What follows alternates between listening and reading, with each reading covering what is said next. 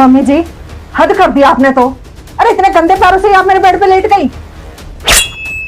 बहू गंदे पैर, और एसी भी चला रखा है। मम्मी जी, ये एसी है ना, मेरे पापा ने मुझे दिया था। और ये जिस बेड पे आप पसरी हुई हो ना, ये बेड भी मेरे पापा ने मुझे ही दिया है। बहू, ये आज कैसे बातें कर रही है तू मुझसे?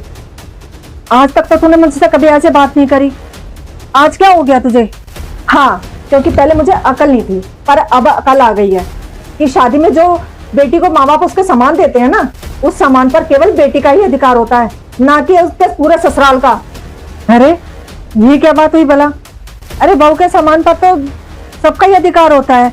चलो, आपको इतनी तो पता चली कम से कम कि बहू के सामान पर पूरे ससुराल वालों का ही अधिकार होता है। पर मैं तो है ना, आपके कहे की बात कह रही हूँ। क्यों?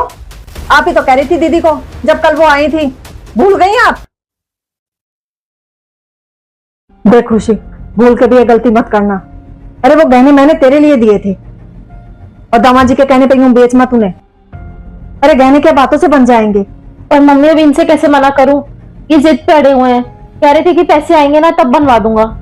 हाँ जी हाँ, बनवाने वाले होते ना तो आज ऐसी नौबत नहीं आती। आज तक एक जेवर बनवाया तेरे लिए? बता। बताओ मम्मी जी भी क्या सीख दे रही हैं दीदी को। अरे जिया जी इतने अच्छे इंसान है। हाँ, अभी थोड़ा वक्त उन पे ऐसा चल रहा है, पर इन्हें ये नहीं समझ में आता, पति पत्नी एक दूसरे का साथ नहीं देंगे तो कौन देगा भला? अरे पैसे के नहीं मिल जाएंगे बाहर से उधार, और कितना तो ब्याज लग जाएगा उस पर। कम से कम अपने पैसे रहेंगे, जल्दी लौटाने की वो तो नहीं रहेगी। और ये दीदी भी ना सारी गलती इन्हीं की है, हर छोटी छोटी बात मम्मी जी को बता देती है।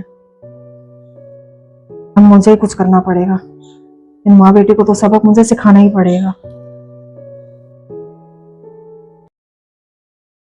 याद आया कुछ या नहीं?